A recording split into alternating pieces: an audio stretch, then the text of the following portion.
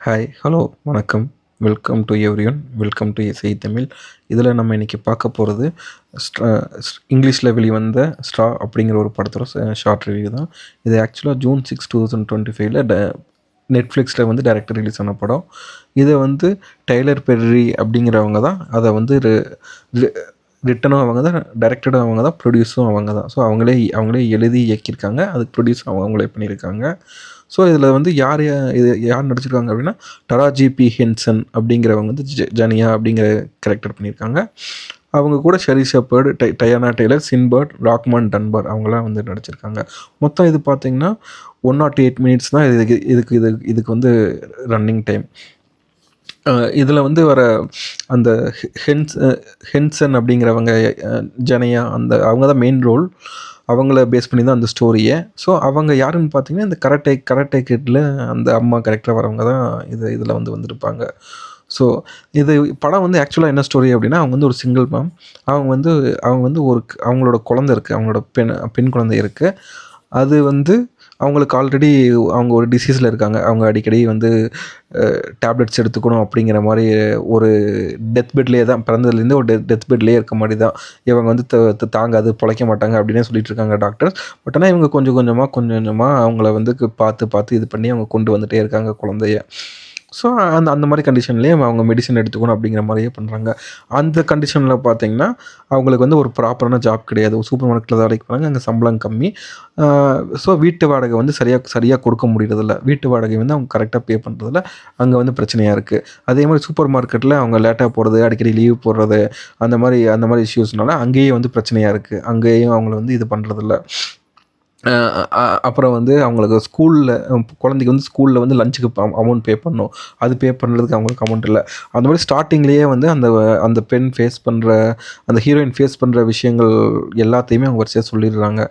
அங்கே வந்து அவள் எந்த அளவுக்கு ஃபினான்ஷியலாக அவள் வந்து ஸ்ட்ரகிள் ஆகுறா, எல்லா விஷயத்துலையுமே அவள் எப்படி ஸ்ட்ரகிள் ஆகுறா, அவ்வளோ ஸ்ட்ரகிள் ஆனாலுமே அவளோட குழந்தைய வந்து விட்டு தராமல் இருக்கா அப்படிங்கிறத வந்து ஸ்டார்டிங்லேயே அவங்க சொல்லிடுறாங்க. ஸோ அப்படி ஆரம்பிக்கும் போதே ஃபுல் அண்ட் ஃபுல் ஒரு எமோஷ்னலாகவே கொண்டு போயிடுறாங்க. ஆரம்பிக்கிறதே பார்த்திங்கன்னா, அந்த குழந்தை பாட்டப்பில் கீழே விழுந்திருக்க மாதிரி அப்படி தூக்குற மாதிரி. அதுக்கு அடுத்த சீனில் இருந்தே அவங்க குளிக்க வச்சுட்டு வெளியே கூட்டு வரப்பயே ஹவுஸ் ஓனரை பார்த்துட்றாங்க. அப்புறம் வந்து ஸ்கூலில் இந்த பிரச்சனையை ஆரம்பிச்சிடுறது. அப்புறம் சூப்பர் மார்க்கெட்டு, அந்த மாதிரி ஆரம்பிச்சோன்னே கதைக்குள்ளேயே போயிடுது. ஆரம்பித்ததுலேருந்தே எங்கேயுமே வந்து இது இல்லாமல் எமோஷ்னலாகவே கொண்டு போயிடுறாங்க. அப்படி கொண்டு போயிடுறாங்க. அப்போ அவங்க ஃபஸ்ட் நாள் மீன்ஸ் அந்த நாள் அவங்க அங்கே வேலை செஞ்சிட்ருக்கப்ப அவங்களுக்கு ஒரு ஃபோன் வருது, ஸ்கூல்லேருந்து ஃபோன் வருது. நீங்கள் வந்து இங்கே வரணும், உங்கள் குழந்தைக்கு வந்து உடம்பு சரியில்லை, நீங்கள் வரணும் அப்படின்னு சொல்லி கூப்பிடுறாங்க. அவங்க வந்து கிளம்பி போகிறாங்க. அங்கே கிளம்பி போய் பார்த்தா என்ன ஆகுது அப்படின்னா, அங்கே வந்து சோஷியல் செக்யூரிட்டி இருக்காங்க. இப்போ அமெரிக்காவில எல்லாம் பார்த்தீங்கன்னா எப்படின்னா, குழந்தைங்களை நீங்கள் சரியாக பார்த்துக்கல, குழந்தைகளை வந்து உங்களால் பார்த்துக்க முடியல, இல்லை நீங்கள் இருக்கிற சூழ்நிலை உங்கள் குழந்தைக்கு ஏற்ற சூழ்நிலை உங்களால் தர முடியல அப்படின்னு சொல்லி அவங்க முடிவு பண்ணிட்டாங்க அப்படின்னு சொல்லி அவங்களுக்கு தெரிஞ்சிருச்சு அப்படின்னா, அவங்க உங்கள்கிட்ட இருந்து குழந்தைய பிரித்து கூப்பிட்டு போயிடுவாங்க. குழந்தைய பிரித்து கூப்பிட்டு போய் ஏதாவது ஃபாஸ்டர் கேர் மீன்ஸ் அவங்க வந்து இன்னொரு வீட்டில் விடுவாங்க. அந்த வீட்டில் வந்து அவங்க தத்தெடுத்துருக்க மாட்டாங்க. பட் ஆனால் அவங்க ஜஸ்ட்டு வந்து அங்கே வச்சு வளர்ப்பாங்க. இந்த ஃபாஸ்டர் கேரில் விடுவாங்க, இல்லை ஏதாவது ஹோமில் இது பண்ணுறது, அந்த மாதிரி இல்லை ஏதாவது அடாப்ட் அந்த மாதிரி ஏதாவது அவங்க இது பண்ணுவாங்க. ஸோ அந்த மாதிரி சோஷியல் செக்யூரிட்டி அவங்க வந்து கூப்பிட்டு போயிட்டு நான் வந்து உங்கள் வீட்டை பார்க்கணும். ஸோ உங்கள் வீட்டை பார்த்துட்டு தான் நான் முடிவு பண்ண முடியும், உங்கள் பொண்ணு உங்கள்கிட்ட விடுறதா இல்லையான்னு சொல்லி முடிவு பண்ண முடியும்னு சொல்லிடுவாங்க. அப்போ வந்து ஸ்கூலில் என்னென்னு கேட்டேன், ஆமாம் அவள் டெய்லி வந்து பசியோடு தான் வரா, அவள் வந்து சரியாக டெய்லி வரப்பே பசிக்குதுன்னு அவள் சொல்கிறா, அவளுக்கு நீங்கள் வீட்டில் சரியாகவே சாப்பாடு போடுறதில்ல அப்படின்னு சொல்லுவாங்க. அதுக்கப்புறம் பார்த்திங்கன்னா, இன்றைக்கி அவள் வந்து கீழே விழுந்திருந்தா, அவளை வந்து நீங்கள் சரியாக நீங்கள் கேர் பண்ணிக்கிறதில்ல அப்படின்னு அவள் சொல்லுவாள். இருந்தாலும் அவள் வந்து கெஞ்சுவா, என் பிள்ளைய என்கிட்ட பிரிச்சிடாதீங்க, அவளுக்கு வந்து டேப்லெட்லாம் இது பண்ணணும், நீங்கள் இப்படி கூப்பிட்டு போயிட்டீங்கன்னா அவளுக்கு நான் எப்படி டேப்லெட் கொடுப்பேன், என்னால் முடியாது. ஸோ அவளை வந்து கூப்பிட்டு போகாதீங்கன்னு அவங்க வந்து கேட்பா. பட் ஆனால் அவங்க கேட்க மாட்டாங்க, அவங்க கூப்பிட்டு போயிடுவாங்க. அது நம்ம அப்புறம் நம்ம ஈவினிங்காக பார்த்துக்கலான்னு சொல்லிட்டு போயிடுவாங்க. சரின்னு சொல்லிவிட்டு அதுக்கப்புறம் வந்து அவள் ஆக்சுவலாக ஸ்கூலுக்கு வரதுக்கு முன்னாடியே ரூ. 47 பேங்க் அக்கௌண்ட்டில் வந்து பேலன்ஸ் இருக்கும். அதை எடுக்கலான்னு பார்த்தா அதை வந்து எடுக்க முடியாமல் ஆயிடும். ஸோ திரும்ப பேங்க்கில் போய் கேட்டானா, அங்கே பேங்க்கில் இருக்கவங்க அவங்க சரியாக சப்போர்ட் பண்ண மாட்டாங்க, சரியாக இது பண்ண மாட்டாங்க. அதுலேயே அவளுக்கு வந்து இதாகிருக்கு, அவன் வந்துடுவா. அப்போ திரும்பி போகிறப்ப என்ன ஆகுனா, அவள் போயிட்டுருக்கப்ப சூப்பர் மார்க்கெட்டில் இருந்தப்போ அவங்க 30 நிமிஷம் தான் உனக்கு டைமு, பர்மிஷனு, நீ வரலைன்னா உன்னை வேலையை விட்டு தூக்கிறேன்னு சொல்லி அவங்க அங்கே இருக்க சூப்பர்வைசர் அவளை மிரட்டியிருப்பான். ஸோ வேகமாக போகணுன்னு சொல்லி காரில் வேகமாக போகிறப்போ இன்னொரு காரில் லைட்டாக உரசிடுவா. அப்படி உரசினதுனால அந்த அந்த கார் ஓனர் வந்து போலீஸு. அப்போ இவன் வந்து வேகமாக போகணும் அப்படிங்கிறதுக்காக உரசினதுக்கப்புறம் அவள் நிற்காம போயிடுவா. நிற்காம போனதுக்கப்புறம் இவன் துரத்தி வந்து நிறுத்தி அவளை வந்து மிரட்ட ஆரம்பிச்சிடுவான். நீ கெட்ட கெட்டதில் பேசி உன்னை நான் விட மாட்டேன், உன்னை வந்து நான் லீகலாகவே உன்னை வந்து உன்னை வந்து நான் சுட்டு தள்ளிடுவேன், அந்தளவுக்கு உன் வாழ்க்கையை நான் இது பண்ணுறேன் அது பண்ணுறேன்னு சொல்லி மிரட்டி அந்த டைமில் வந்து இன்னொரு போலீஸும் அவளுக்கு வந்து செக் பண்ணி டிக்கெட் போட்டு கொடுத்துருவாங்க. அப்போ பார்க்கிங் டிக்கெட்டில் அந்த டிராஃபிக் வயலேஷன்ஸ்க்கு வந்து டிக்கெட் போட்டுட்டு நீங்கள் காரை விட்டுட்டு போகணும், உங்கள் ரெஜிஸ்ட்ரேஷன் வந்து எக்ஸ்பைர் ஆகிடுச்சு ஆல்ரெடி, நீங்கள் காரை விட்டு போகணும்னு சொல்லிட்டு அவங்ககிட்டேருந்து காரையும் பிடிக்கிறாங்க. அப்போ அவள் கெஞ்சுவா, என் காரை இது பண்ணாதீங்க, சாயங்காலம் என் பிள்ளைய நான் ஹாஸ்பிட்டல் கூப்பிட்டு போகணும், அது கார் எனக்கு கண்டிப்பாக வேணும், கார் எடுத்துட்டிங்கன்னா என்னால் எதுவுமே பண்ண முடியாது, இன்றைக்கி மட்டும் விட்டுருங்க ப்ளீஸ்னு அவள் கேட்டு அவள் விடவே மாட்டாள். ஸோ அந்த போலீஸும் பார்த்தீங்கன்னா அவன் மிரட்டிகிட்டே இருப்பான், அவனை நான் இது பண்ணிடுவேன் அது பண்ணிடுவேன், லீகலாகவே நான் அவனை வந்து சுட்டு தள்ளிடுவேன்னு சொல்லி ஃபுல்லாக மிரட்டிகிட்டே இருப்பான். அது எல்லாமே வரிசையாக வந்து அவளுக்கு இதாகிட்டே இருக்கும். நீங்கள் எடுத்து பார்த்தீங்கன்னா காலையில் இந்த வாடகை பிரச்சனை, அதுக்கப்புறம் வந்து இந்த சூப்பர் மார்க்கெட்டில் பிரச்சனை, அப்படியே வரிசையாக வந்துட்டே இருக்கும். ஸோ அப்போ அவள் காரையும் விட்டுட்டு அவள் வந்து இங்கே சூப்பர் மார்க்கெட் போவாள். சூப்பர் மார்க்கெட் போய் பார்த்தா அவன் என்ன பண்ணிடுவான், உனக்கு இங்கே வேலை இல்லை, நீ வெளியே போயிடு, இதுக்கப்புறம் நான் வச்சுக்க முடியாது அப்படின்னு சொல்லி அவன் இது பண்ணி அவளை வந்து வேலையை விட்டு அனுப்பிச்சிடுவான். சரி நான் வேலையை விட்டு போகிறேன், எனக்கு என்னோட சம்பளத்தை கொடுங்க, எனக்கு குழந்தைக்கு நான் இது வாங்கணும் அப்படின்னு சொல்லி கேட்பா அவள். அதை வந்து இல்லை அதெல்லாம் நான் தர முடியாது, அதெல்லாம் ஃபயர் பண்ணிட்டா மெயிலில் தான் நாங்கள் சம்பளத்தை அனுப்பிச்சுடுவோம், இப்போ உடனே தர முடியாதுன்னா எனக்கு இப்போ உடனே வேணும் ப்ளீஸ் கொடுன்னு சொல்லி கேட்டால் அவனும் தரமாட்டான், சம்பளத்தையும் தரமாட்டான், அப்படியே அனுப்பிச்சுட்ருவான். சரி ஓகே வேறு வழியில் வீட்டுக்கு போகலான்னு சொல்லி வீட்டுக்கு வந்து பார்த்தா அவள் வந்து நீ வாடகை தரலேன்னு சொல்லிட்டு பொருள் எல்லாத்தையும் தூக்கி அவள் வந்து வெளியே போட்டிருப்பாள். எல்லாத்தையும் தூக்கி வெளியே வீசிட்டு பொருள் எல்லாமே தெருவில் கிடைக்கும். அப்போ வந்து அந்த குழந்தையோட மெடிசின்ஸ்லேருந்து, அப்போ அந்த குழந்தை வந்து ஸ்கூலுக்கு ஒரு ப்ராஜெக்ட் பண்ணியிருக்கும், அந்த ப்ராஜெக்ட்லேருந்து எல்லாமே ரோட்டில் கிடக்கும். அந்த ப்ராஜெக்ட்டும் பார்த்திங்கன்னா கிட்டத்தட்ட ஒரு இது பாம் மாதிரியே இருக்கும். பாம் மாதிரி செட் பண்ணிவிட்டு, பாம் மாதிரி மீன்ஸ் அவன் கரெக்டாக அந்த பேட்ரி அதெல்லாம் வச்சுட்டு ஒயரில் கனெக்ட் பண்ணி லைட் எரிஞ்சு ஆஃப் ஆகிற மாதிரி இருக்கும். ஸோ அது தூரத்துலேருந்து பார்க்கறதுக்காக பாம் மாதிரியே இருக்கும். ஸோ அவள் வந்து என்ன பண்ணுவாள், அந்த குழந்தையோட ப்ராஜெக்ட்டு, குழந்தையோட டேப்லெட்ஸு அது எல்லாத்தையுமே ஒரு பேக்கில் போட்டுட்டு எடுத்துகிட்டு திரும்ப அவள் சூப்பர் மார்க்கெட்டுக்கு வருவாள். எனக்கு இந்த மாதிரி கொடுங்க, வேறு வழி இல்லை, எனக்கு கொடுத்தாங்கன்னு அப்படின்னு சொல்லி உள்ள நின்று கேட்டுட்ருக்கப்ப அவன் கொடுக்க முடியாது, திரும்ப பேசி அவளை வந்து இன்சல்ட் பண்ணிகிட்ருப்பான். அப்போ வந்து ஒருத்தன் திருடுறதுக்கு அங்கே வந்திருப்பான். திருடுறதுக்குள்ளே வந்துட்டு துப்பாக்கியை காமிச்சு காசை எடுன்னு சொன்னோன்னா அவங்க வந்து காசை எல்லாத்தையும் எடுத்து அந்த மேனேஜர் வந்து அவன்கிட்ட கொடுத்துருவான். கொடுத்ததுக்கப்புறம் அவன் காசெல்லாம் வாங்கிட்டு இவன் கையில் இருக்க பேக்கை பார்த்தோன்னா உன் பேக்கையும் கொடு அப்படின்னு கேட்பான். அவன் அதில் குழந்தையோட டேப்லெட் இதெல்லாம் இருக்கிறதால நான் கொடுக்க முடியாது நம்ம சொல்லிகிட்டே இருப்பான். அவன் கேட்கவே மாட்டான். நீ எனக்கு கொடுத்தே ஆகணும்னு சொல்லி அவன் கேட்டுகிட்டே இருப்பான். அவன் வந்து சொல்ல கேட்காம இது பண்ணுறதுனால அவனை தள்ளி விட்டோன்னா துப்பாக்கி வந்து இவ கைக்கு வந்துடும். துப்பாக்கி இவ கைக்கு வந்தோடனே வந்து ஒரு பதட்டத்தில் அவனை சுட்டுருவான். அவனை சுட்டதுக்கப்புறம் என்ன ஆகும், இந்த மேனேஜர் வந்து என்ன பண்ணிடுவான், நீயே வந்து அவங்க கூட சேர்ந்து பிளான் பண்ணி தான் திருடுறதுக்கு வந்திருக்க, ஆனால் வந்து நீ வந்து மாட்டினோன்னே இப்படி தப்பிக்கிறதுக்கு அவனை சுட்டுட்ட, அவனை போலீஸ் சொல்ல போகிறேன், அவனை விட மாட்டேன், நான் வந்து அவன் வாழ்க்கையை முடிக்கிறேன் அப்படின்னு சொல்லி அவன் வந்து சொல்லிகிட்டே இருப்பான். அவன் இவன்கிட்ட வந்து என்னென்ன கூட கேட்காம அவன் வந்து வந்தோன்னே உள்ளே வந்தோன்னா அவனோட பேரை சொல்லுவான். ஆனால் அவளோட நேம் டேக் அங்கே இருக்கும், அதை பார்த்து தான் அவன் சொல்லியிருப்பான். ஆனால் இவன் என்ன முடிவு பண்ணியிருப்பான், இவங்க ஒன்றா தான் திருடுறதுக்கு வந்திருக்காங்கன்னு சொல்லி முடிவு பண்ணி நான் போலீஸ் சொல்கிறேன்னா அவள் சொல்கிறது கேட்கக்கூட மாட்டான்.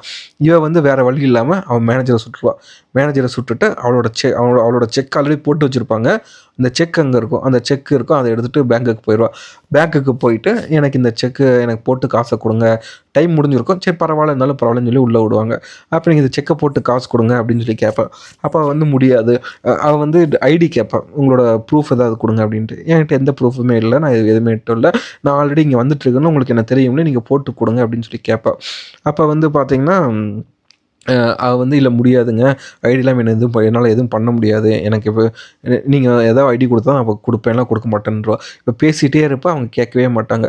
டக்குன்னு அவள் வந்து உள்ள இருக்க துப்பாக்கியை எடுத்து வச்சுட்டு எனக்கு இப்போ கொடுக்கணும் நீ அப்படின்னு சொல்லி கொஞ்சம் கோவமாக கேட்டோன்னே வந்து நம்மளை சுற்ற போகிறா, நம்மளை மிரட்ட போகிறா அப்படின்னு சொல்லி அவள் பயந்துருவா. அப்புறம் பேகுக்குள்ளே வந்து அந்த குழந்தையோட ப்ராஜெக்ட் இருக்குது, ப்ராஜெக்ட் வந்து அந்த ரெட் கலரில் எரிஞ்சு ஆஃப் ஆகும். அப்போ வந்து அதுவும் பார்த்தீங்கன்னா பாம் மாதிரி அவங்களுக்கு இருக்கும். ஸோ வந்து மேனேஜர் வந்து ஃபோன் பண்ணிடுவாங்க. இந்த மாதிரி ஒருத்தி வந்து பேங்க் வந்து கொள்ளையடிக்க வந்திருக்கா, அவர்கிட்ட வந்து பாம் இருக்குது, துப்பாக்கி இருக்குது அப்படின்னு சொல்லி இது பண்ணோன்னா, பட் ஆனால் அவள் சொல்லுவாள், எனக்கு செக்கில் என்ன அமௌண்ட் போட்டிருக்கு, எனக்கு அது மட்டும் கொடுங்க, வேறு எதுவுமே வேணாம், எக்ஸ்ட்ரா இருக்கிறதெல்லாம் எடுத்து கொடுப்பேன், எனக்கு இவ்வளோ வெலை வேணாம், எனக்கு இதில் செக்கில் போட்டிருக்க அமௌண்ட் மட்டும் கொடுங்க அப்படின்னு சொல்லி அவளுக்கு அது மட்டும் தான் கேட்பா. அது மட்டும் கொடுத்துருவாங்க. கொடுக்குறதுக்குள்ளே போலீஸ் வந்து வந்துடும். அவள் ஃபோன் பண்ணாலும் போலீஸ் வந்து வந்துடும். அப்போ வந்து அவள் போய் பார்த்தானா, வந்த போலீஸில் காலையில் அவளை மிரட்டின போலீஸும் இருப்பான். அப்போ வந்து அவளை அதை பார்த்தோன்னா அவளுக்கு வந்து இன்னும் பயமாயிரும். ஓகே, அவன் வந்துட்டு என்னை கொல்ல போகிறான் அப்படின்னு சொல்லி பயமாயிரும். ஸோ அவள் வந்து வேறு வழி இல்லாமல் உள்ளே இருக்கிற மாதிரி ஆயிரும். அதுக்கப்புறம் அவளுக்கு என்ன ஆகுது, உள்ளே இருக்கவங்களாம் என்ன பண்ணுறாங்க, உள்ளேருந்து அவள் எப்படி வந்தா, என்ன ஆச்சு அப்படிங்கிறது தான் படத்தோட கதை. ஸோ இது நான் சொன்ன எல்லாமே ஃபஸ்ட்டு ஒரு 30 மினிட்ஸ்க்குள்ளே நடந்துடும். அது எல்லாமே நடந்துட்டு அதுக்கப்புறம் பேங்க்குள்ளே என்ன ஆகுது அப்படிங்கிறது தான் படத்தோட கதை. படமும் ஒரு சின்ன படம் தான்.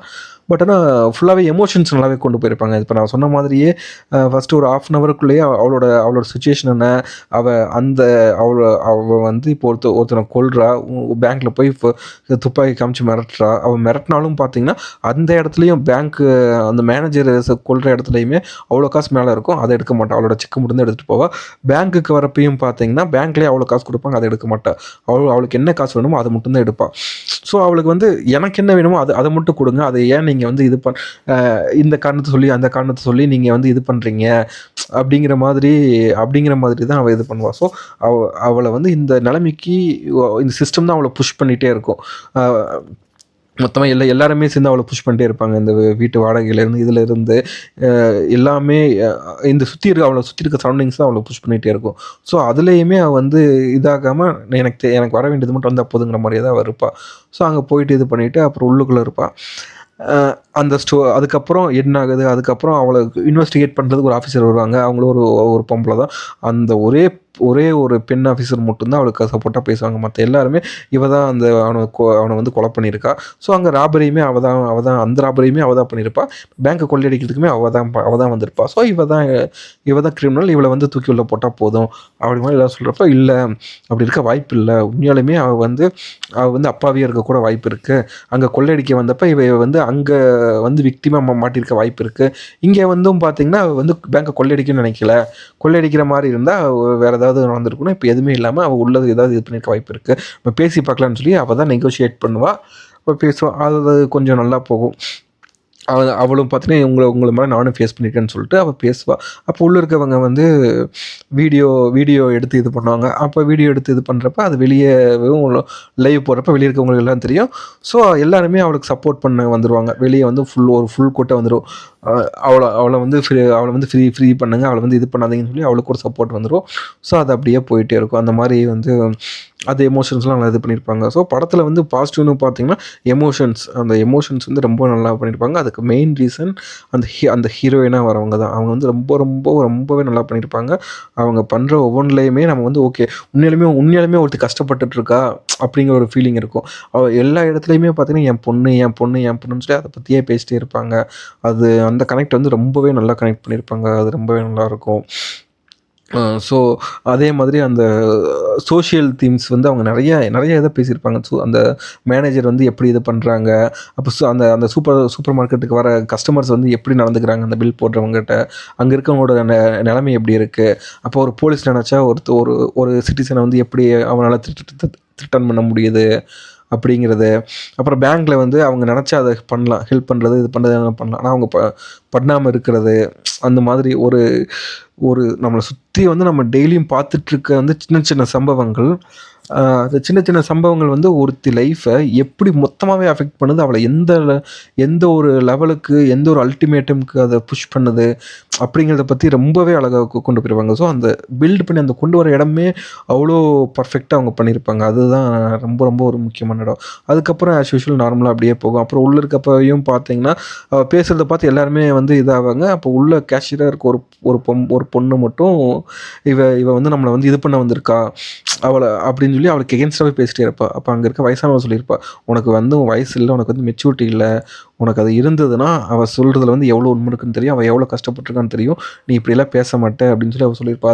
அது வந்து அந்த மாதிரி ஒவ்வொரு கேரக்டரும் ஒவ்வொன்று வந்து ரெப்ளிகேட் பண்ணிட்டே இருக்கும். ஒவ்வொருத்தர் வந்து ஒவ்வொன்று இது பண்ணுற மாதிரி டக்குன்னு பார்த்தீங்கன்னா அந்த போலீஸ் இதை சால்வ் பண்ணுன்னு சொல்லி FBI வரும். அவங்க கேரக்டர் வந்து பார்த்திங்கன்னா இது வந்து நம்ம கையை மீறி போச்சு, அதை சால்வ் பண்ணணும், இதை வந்து நம்ம கரெக்டாக இது பண்ணணும் அப்படிங்கிற மாதிரி அந்த ரூல்ஸையே பேசுவாங்க.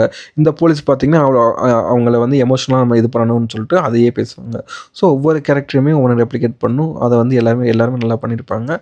ஸோ கடைசி எண்டிங்கும் பார்த்திங்கன்னா நம்ம எக்ஸ்பெக்டே பண்ணாத மாதிரி ஒரு எண்டிங்காக இருக்கும்.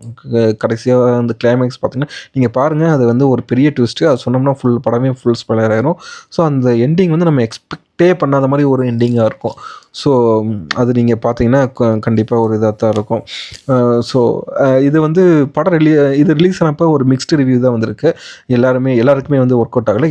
இது வந்து ஃபுல்லாக எனக்கு ஒர்க் அவுட் ஆச்சு. அதனால தான் நான் இதை பற்றி இவ்வளோ பேசிக்கிட்டு இருக்கேன், இவ்வளோ இது பண்ணிட்டு இருக்கேன். இது ஃபுல்லாகவே எனக்கு ஒர்க் அவுட் ஆச்சு. அந்த எமோஷன்ஸ் அதெல்லாமே ஒர்க் அவுட் ஆச்சு, எல்லாமே இதாக இருந்தது. ஸோ கிளைமேக்ஸ் கொஞ்சம் எனக்கு அதில் ஒரு சில மாற்று கருத்துக்கள் இருக்குது. மற்றபடி இருந்தாலுமே படம் வந்து கண்டிப்பாக ஒரு ஒர்த்தான ஒரு படம் தான். நிறைய விஷயங்கள் அங்கே பேசின விஷயம் எனக்கு ரொம்ப பிடிச்சிருந்தது. ஸோ நீங்கள் படம் பார்த்துருந்தா உங்களோட கருத்துக்களை கமெண்ட்ஸில் சொல்லுங்கள். பார்க்கல அப்படின்னா பார்த்துட்டு ஏதாவது மாற்று கருத்து இருக்கா, நீங்கள் அதையும் கமெண்ட்ஸில் சொல்லலாம். ஸோ நெக்ஸ்ட்டு இதே மாதிரி நம்ம அடுத்த ஒரு படத்தோட அடுத்த வீடியோவில் சந்திக்கலாம். இது வரைக்கும் வீடியோ பார்த்த அனைவருக்கும் நன்றி.